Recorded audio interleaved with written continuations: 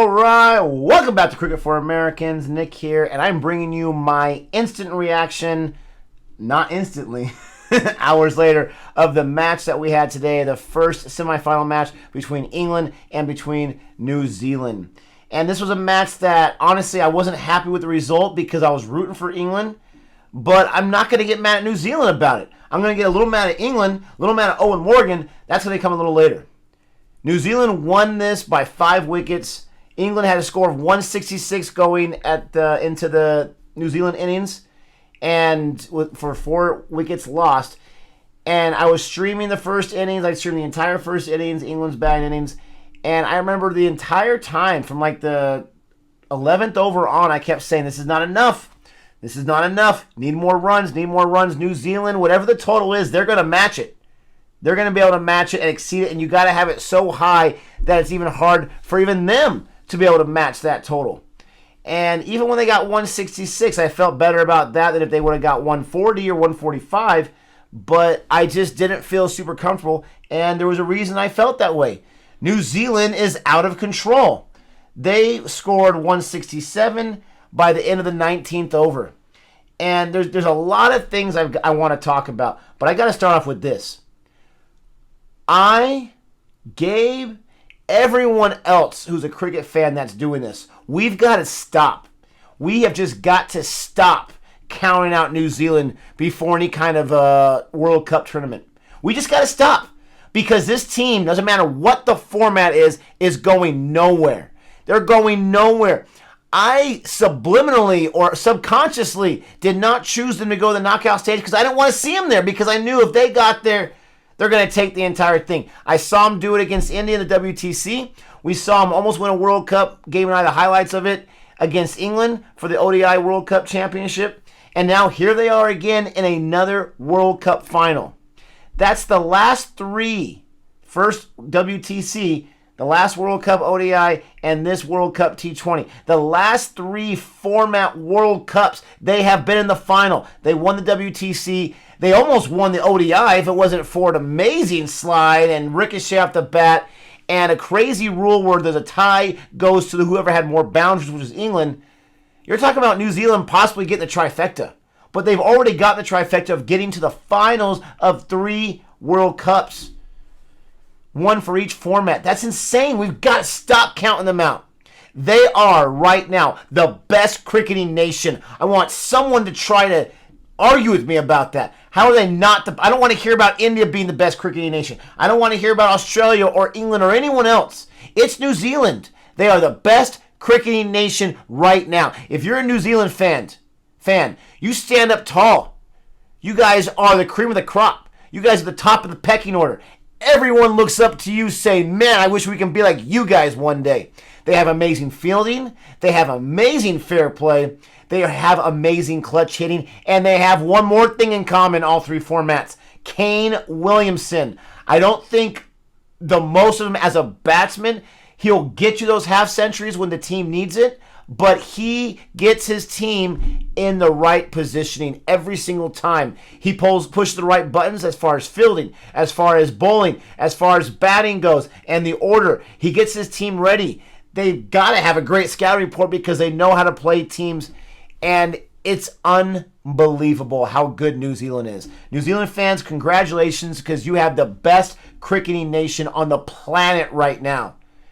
And it boggles the mind. You have some kind of special players. The young players coming up are getting better and better, as it seems.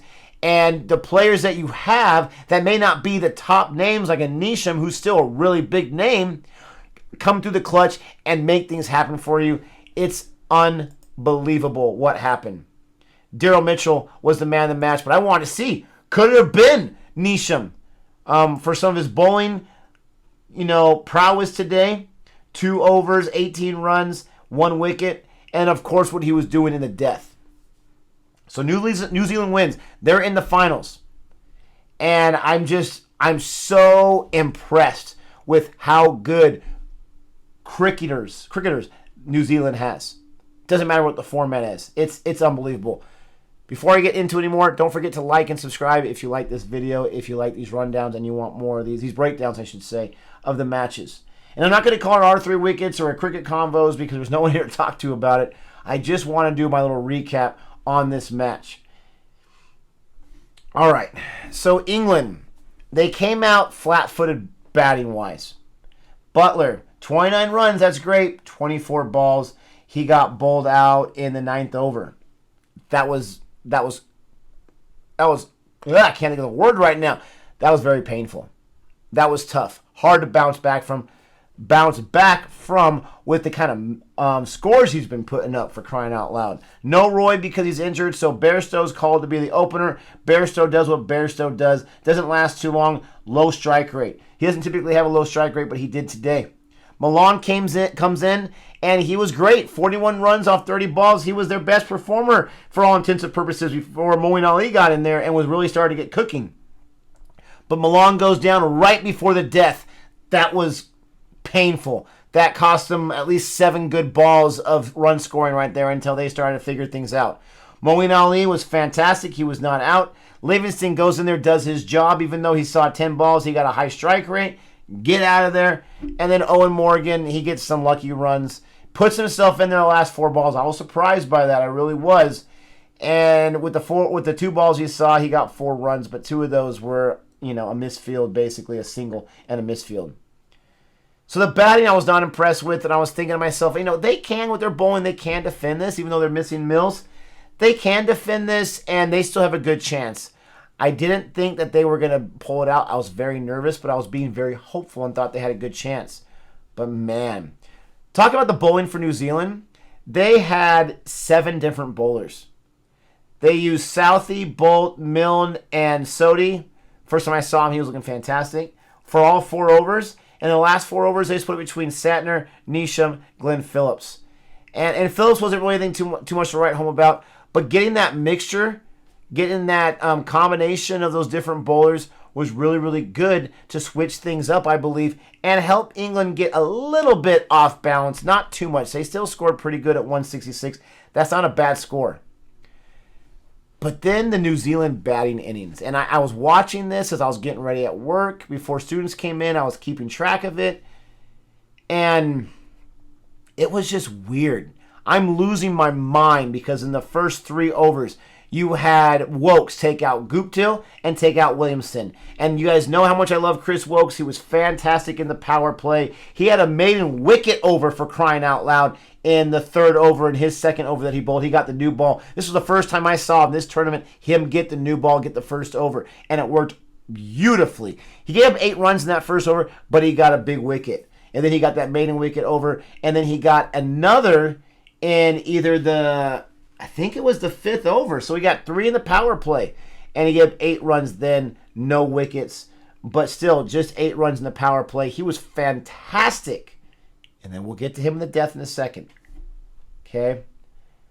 Chris Jordan just seemed off today. He just seemed off today, especially with that first over. What did he give up? Like 5 runs or something like that? That's not horrible, right? But we see him take wickets. We've seen him be dangerous, whether it's a power play or the death. He was just a little off today. Rashid, he got pumped. 4 overs, 39 runs. He got pumped. Mark Wood was okay. No wickets, though. Need to bring that pace. You got to get that wickets. Got to take advantage of some of that swing. Livingston was your best bowler today. Overall, he got the 2 wickets, 22 runs, low economy rate. But stinking New Zealand and how good you are, for crying out loud. The biggest difference, because Guptill and Williamson, both of my fantasy squad, went down early. But Daryl Mitchell and Conway were putting together an amazingly beautiful partnership. They were amazing. Conway didn't go down to the 14th over. At that time, they had 95 runs. So they basically had a 90 partnership. And I kept watching them in there when Wokes got those early wickets. And I kept thinking, get 2 more wickets before the 10th. Get 5 more wickets before the 15th. Don't give them a chance to breathe. And the longer Mitchell and Conway stayed in there, the more and more nervous I got, because you got to break up this partnership. Not that Phillips and Neesham and Santner can't bat, but you got to break up that partnership. They weren't able to do it until, it was a little bit too late.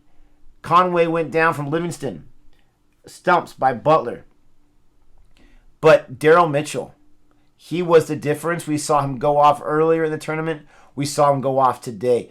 This is what happens with New Zealand. Look at their last several matches. It seems like it's a different guy batting, a different guy bowling every single time that stars the show. Okay? But as I'm watching this, you have a situation where I believe they had like 100 runs. They were 60 plus away when the death started, and I thought to myself, okay, England has a chance. You're not going to get 60 plus runs more than likely in the death. They have a chance. I turn off my phone. I go do my job. The first chance I get a break was like an hour and a half later. I sit down, take the attendance, and I check the score, and my heart broke. They chased in the 19th over. And how did they chase? My boy Chris Wokes gave up the kitty. 20 runs. Jordan, 24 runs. 44 runs in 2 overs. I could be off by a run, but it's something like that. Over 40 runs in 2 overs. They were able to chase in the 19th over. 40 runs going into the last 3 overs, I believe it was. 43 they needed to chase, and they were able to get it in 2 overs. The death bowling was atrocious. It was absolutely atrocious, and my boy Chris Wokes is part of that. I'm going to get into the Chris Wokes because you know I'm a Chris Wokes apologist, but you can't not say that he had a huge part. He gave the winning 4. 2 sixes in that over, in the 19th over. Right before that, okay, let me get my facts straight. Adil Rashid, gave up 14 runs in the 18th, and then Chris Jordan's 23 in the 17th. Okay, so that is 37. 47 in the last 4 overs what you needed. So 47 runs on 24 balls. You like your chances if you're England right there. They're able to get it in 18 balls. It's crazy. Absolutely crazy. Mitchell, 6. Neesham, 6. Mitchell, 6. Mitchell, 6. Neesham went down in the 18th, but the damage was done for crying out loud. Let's see, in the 16th over, Livingston, only 3 runs. That was phenomenal, the all-rounder. And the Mark Wood, 10 in the 15th.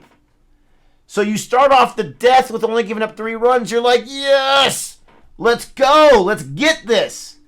They had 107 going to the death. Chris Jordan's was backbreaking. He gave up 31 the entire match. 23 in that over. And then Wokes was even more backbreaking. And Chris Jordan, he's a death specialist. I don't understand what happened out there. Please comment below and let me know. I don't know how they were able to tee off in those 2 of the last 3 overs. But because I'm a huge Chris Wokes fan, I had to look into something. Because I'm talking to Gabe at lunch, so frustrated about England going out. Happy for New Zealand, absolutely, because they're a fantastic team. This is nothing about being against New Zealand. But as a fan of England, I already saw India go down, horribly in this World Cup. And now I see England go down when they were looking really, really good. I was feeling really good about my squad. Obviously, that Jason Roy injury loomed huge. And that Tamil Mills, people say not a big deal. Death bowler, that loomed huge right here. Could have used Tamil Mills today. But I did some research. I don't know why Chris Wokes was there in the 19th over. I don't know why you saved him till the 19th over. I would have saved Mark Wood for one of the last overs. Definitely would have saved Chris Jordan. Even though he gave up 23 runs, I still would have used him. I would have used Chris Wokes in the middle overs, and let me tell you why. Chris Wokes has bowled 3 death overs in this tournament. 3 of them. You know what he averages every over? 20.3 runs. Over 20 runs every single time. 20 runs, 21, 20 runs. In the 3 death bowlers, including this one. Owen Morgan, you can't save him for the death. He's fantastic in the power play with the new ball. He's not reliable in the death. As much as I love Chris Wokes, he cannot handle death bowling. He should never, ever death bowl. Unless you absolutely need a bowler and you have either a pace or a spin. He should never be that option. Ever, ever, ever. And how have you not learned this from the 2 previous death bowls overs that he bowled? 20 and 21. Middle overs, his econ rate is 9.3. It goes down 11 runs. Use him in the middle over. He had a middle over in this tournament where he gave up 3. He had one where he gave up 25 and 2 combined 2 overs in the middle. Power play, he's fantastic. This is one of the reasons I love Chris Wokes. He's so underrated, but he's a fantastic new ball power play bowler. In 15 power play overs in this tournament, his economy rate is under 5.5. 5.26. And he has 6 wickets. How many wickets does he have in the death, Owen Morgan? 0 in those 3 overs. And I believe he has 0 wickets, maybe 1 in the middle overs. He is your new ball specialist. You give him 3 with a new ball. You give him 1 in the 8th or 9th or 10th over, but nothing past that. Nothing past that. I don't understand what Morgan was doing there. That decision helped this game go away. But Jordan, Rashid, what is he doing bowling the 18th over? And Chris Wokes. That destroyed this match. That ended this match. It was poor management from Owen Morgan. And you're going to go in there for 2 balls and then manage like that and be the captain?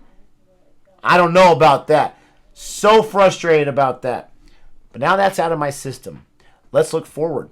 We got Pakistan and we got Australia next. We got Gabe's squad still in it. Drives me crazy. Australia still has a chance against a very fierce-looking Pakistan. Is this a match where Pakistan comes back down to earth a little bit from the rankings before the World Cup? Or do they just keep moving along, keep mowing down, and keep proving people wrong who are continuing to doubt them? It's going to be an exciting match. We're going to be streaming the first innings on Cricket for Us 2.0 with Ozjon, and then we'll be coming to CFA for the second innings for that match. No matter who bowls or bats first. New Zealand is in the final. They're going to see one of those teams. They're sitting there waiting like, okay, we don't care who it is because we're going to prepare, we're going to field, we're going to bowl, we're going to bat, and we're going to win. If you don't have New Zealand as the favorites, then I don't know what's wrong with you because they're looking at almost winning 3 World Cups. If it wasn't for boundary count from that first one. This team is unbelievable. Give me a like if you're a New Zealand fan because your team, you completely convinced me. I'm terrified of your squad moving forward. They beat my squads every single time, no matter how good they look.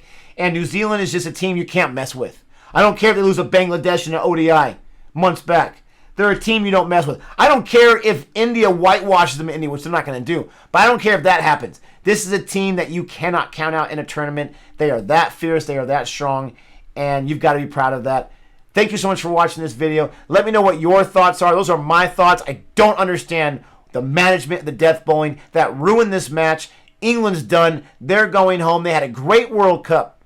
They had a great World Cup, a beautiful World Cup. They were such demolishers in this World Cup. So many great performances. I don't want to overshadow with the doom and gloom of this match. But this is not the way you want to go out, even though you're fighting against the injuries. But my hat is off to England for their World Cup and for their efforts. And we move forward to see what's next. Let me know what else you want us to talk about, what you want us to react to on the channel for Cricket Tuesdays. Now that's here on Cricket for Americans. And until next time, adios.